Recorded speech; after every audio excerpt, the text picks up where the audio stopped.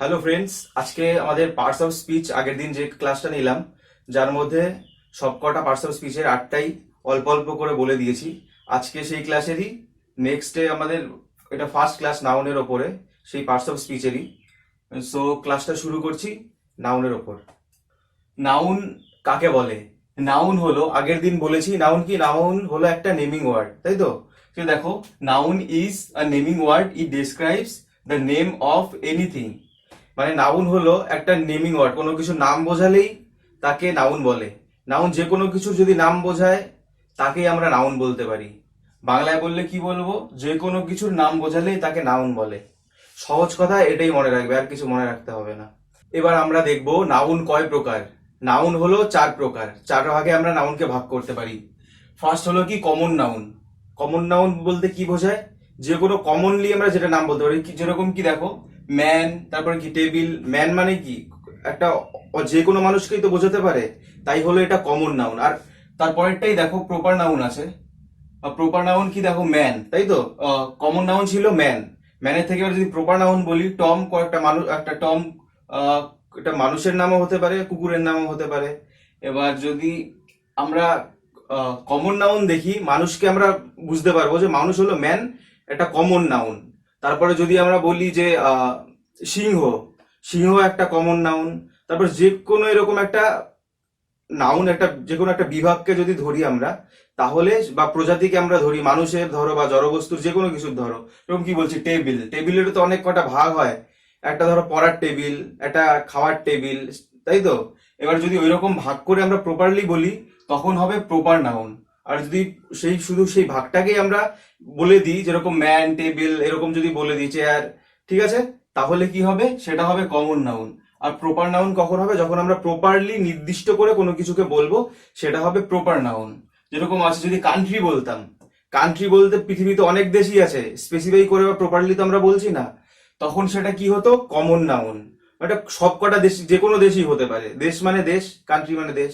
এবার দেখো, প্রপার নাউনে লিখলাম যে ফ্রান্স। ফ্রান্স একটা দেশের নাম, প্রপারলি যে কোনো একটা দেশকে তো বোঝাচ্ছি, তাই এটা প্রপার নাউন। ওকে। তারপরটা দেখো অ্যাবস্ট্রাক্ট নাউন। অ্যাবস্ট্রাক্ট নাউন কি? যেটা আমরা ফিল করে বুঝি বা ইমোশনের দ্বারা বুঝি। দেখো যেরকম কি, উদাহরণগুলো দেখো, বিউটি মানে কি, সৌন্দর্য।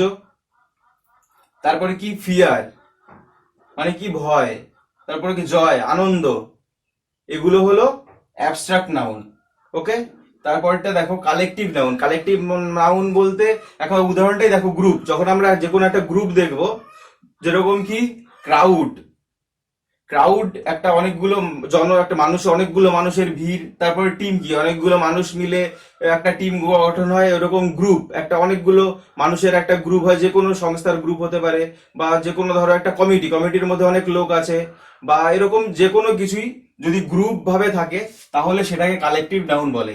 আর আরেকটা নাউনের কথা বলছি, যেটা অনেক বইয়ে দেখবে থাকবে, এটাকে বলে ম্যাটেরিয়াল নাউন। ম্যাটেরিয়াল নাউন বলতে এখানে কমন নাউনের মধ্যেই পড়ে। যেরকম কি টেবিল, টেবিল তো একটা বস্তু, ওইটাকে অনেক বইয়ে দেখবে আলাদাভাবে ম্যাটেরিয়াল নাউন হিসাবে 5টা ভাগ করে লিখে দেওয়া থাকে, কিন্তু আসলে কমন নাউনের মধ্যেই ওটা পড়ে। যেরকম ম্যান, টেবিল। ওকে। এটাই হলো আমাদের নাউনের 5টা ভাগ। এবার দেখো আমরা কিরকম ভাবে নাউনকে সেন্টেন্সের মধ্যে ইউজ করতে পারি। ফার্স্ট আমরা কি যেটা দেখবো, the subject of A verb. একটা ভার্বের সাবজেক্ট বা সেন্টেন্সের সাবজেক্ট হিসাবে আমরা নাউনটাকে ইউজ করতে পারি। যেরকম কি সেন্টেন্স দেখো, রাহুল অ্যারাইভড, রাহুল পৌঁছে গেছে। ওকে। এখানে কি সাবজেক্ট রয়েছে নাউনটা সেন্টেন্সে। তারপরে দেখো অবজেক্ট অফ এ ভার্ব, একটা ভার্বের অবজেক্ট, এটাকে এখানে কি আই সাবজেক্ট, আর রাহুলটা কি এখানে রয়েছে কি অবজেক্ট। আই স রাহুল, আমি রাহুলকে দেখেছিলাম। ওকে। তারপরটা দেখো,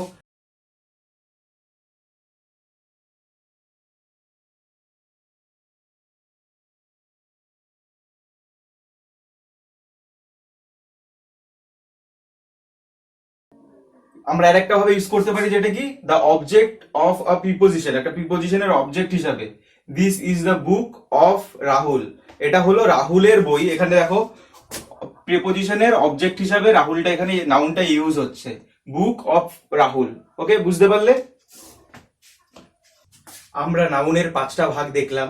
এবার দেখো আমরা যে কোনো নাউনকে, সেই 5টা ভাগের নাউনকেই বা যে কোনো নাউনকে আমরা মেনলি দুটো ভাগে ভাগ করতে পারি।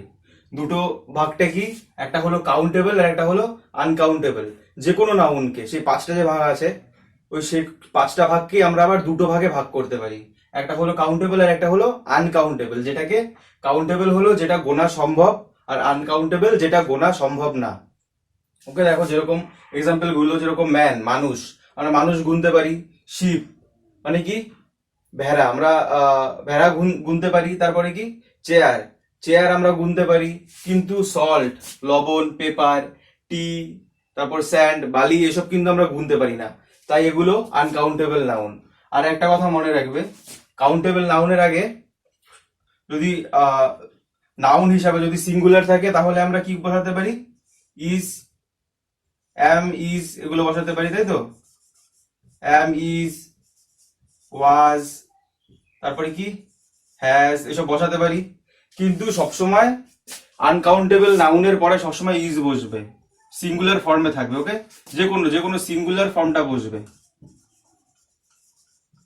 অক্সিলারি ভার্বের সিঙ্গুলার ফর্ম বসবে সবসময়, মনে থাকবে। এবার দেখো আরো দুটো ইউজ দেখাচ্ছি, যে দুটো খুবই গুরুত্বপূর্ণ। Use of positive case. Positive কেসে আমরা নাউন কখন ইউজ করতে পারি? পজিটিভ কেস বলতে কি, আমরা বলি না, আমাদের পজিটিভ বলতে আমাদের নিজের নিজের ক্ষেত্রে, বা যেটাকে আঁকড়ে ধরে রাখি, বা নিজেকে দিয়ে বোঝাই, বা কোনো একটা মানুষকে দিয়ে বোঝাই যে এটা এর বা এটা আমার, এরকম দিয়ে বোঝাই। সেটা হলো পজিটিভনেস। পজিটিভনেস মানে কোনো একটা জিনিস যে তোমার সাথে বা যে কোনো মানুষের সাথে লিঙ্ক করে, ঠিক আছে? যে আমার এটা বা তোমার এটা। দেখো, যেটা এক্সাম্পল বললে বুঝতে পারবে। দ্য জার্নিস এন্ড মানে কি, জার্নিস যেটা কি জার্নির শেষে। এখানে কি বলছে, জার্নির শেষে, তাই তো? এরকম অ্যাপোস্ট্রফি এস দেওয়া রয়েছে, এগুলো মানেই পজিটিভ কেস হয়, ঠিক আছে? মানে জার্নির শেষ, বা যে কোনো জিনিসের সাথে রিলেটেড করে যদি হয়, যেরকম জার্নিস এন্ড, এটা একটা নাউন, এন্ডও একটা নাউন, তাই তো? তাই হলো এটা কি পজিটিভ কেসে এটা ইউজ হচ্ছে। তারপর দেখো ট্রাভেলার্স ক্যাপ, মানে কি ট্রাভেলারের টুপি। তারপর দেখো কম্পাউন্ড নাউন্স। কম্পাউন্ড নাউন বলতে কি, দুটো নাউন একসাথে ইউজ হলে সেটাকে কম্পাউন্ড নাউন বলে। যেরকম কি কিচেন টেবিল, কিচেন টেবিল মানে কি রান্নার টেবিল, তাই তো? তারপর কি উইন্টার ক্লথস, উইন্টার ক্লথস মানে কি শীতের পোশাক। তারপর ডাইনিং রুম মানে কি খাওয়ার ঘর, যেখানে খাওয়া দাওয়া হয়। ডাইনিং রুম, এগুলো দুটোই কিন্তু একসাথে বসেছে, কিন্তু দুটোই noun. Winter clothes, kitchen table, এগুলো দুটো নাউন এরকম একসাথে ইউজ হচ্ছে, দেখো। তাই এটাকে আমরা বলছি কম্পাউন্ড নাউন। কম্পাউন্ড নাউন মানে কি দুটো নাউন একসাথে। আর পজিটিভ বলতে কি বললাম, পজিটিভ হলো দুটো একটা নাউনের সাথে আর একটা নাউন লিঙ্ক করা রয়েছে। দেখো, দ্য জার্নিস এন্ড মানে জার্নির শেষ, ঠিক আছে?